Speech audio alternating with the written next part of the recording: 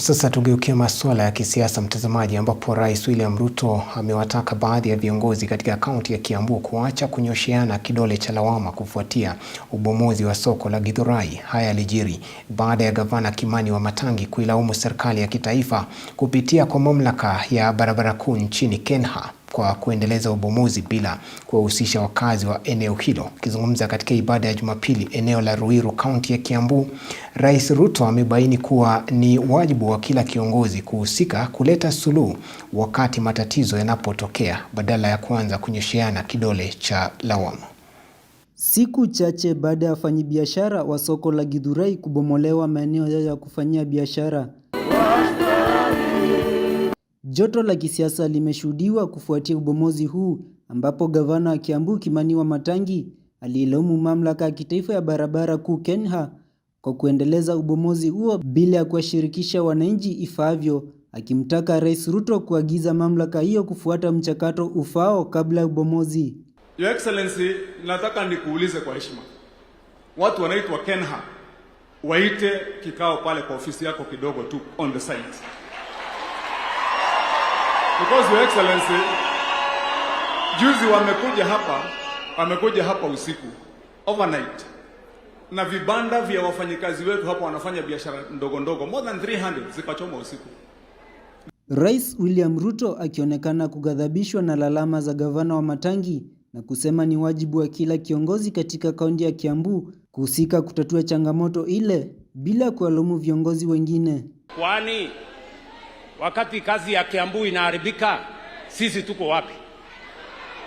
Alafu tunaanza kulaumiana.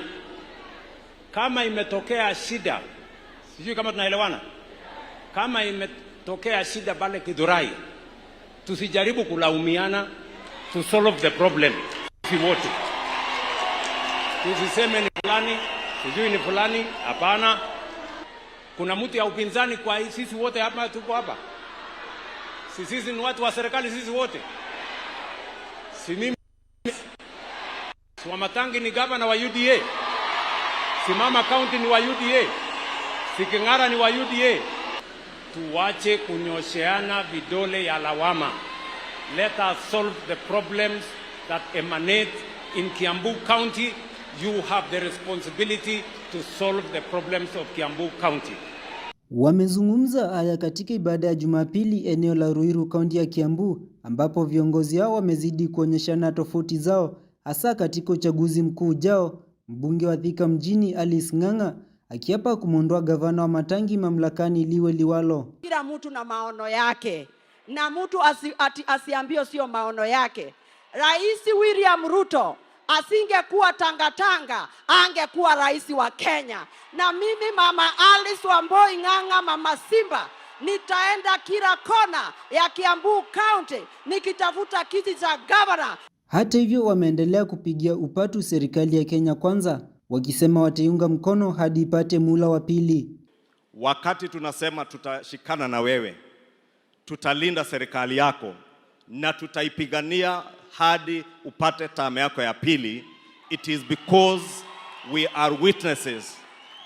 We can see, we can feel, we can touch the work of your hands in the development of our county.